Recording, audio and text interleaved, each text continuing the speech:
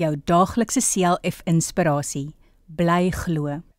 Hier het die gelowiges volharding nodig, hulle wat die gebooie van God nakom en in Jesus bly glo. Openbaring 14 vers 12. Openbaring gee vir ons 'n aanduiding van hoe dinge in die laaste dae en op die oordeelsdag sal wees. Dit is ook vir ons as 'n bemoediging gegee.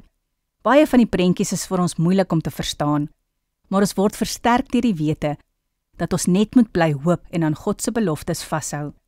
In hierdie laaste dae word dit vir ons as Christene baie swaar. Ons teksvers sê ook dat elke gelowige volharding sal nodig hê. Dit beteken dat alle kinders van die Here tot op die laaste dag moet sterk wees en getrou aan God bly. Wanneer 'n mens besef hoe mooi en wonderlik dit in die hemel sal wees, moet ons vashou aan dit wat ons van Jesus en sy koninkryk geleer het. Volhard tot die einde toe. Kom ons bid saam. Here, gee asseblief vir my die krag en genade om tot op die einde toe aan U vas te hou. Amen.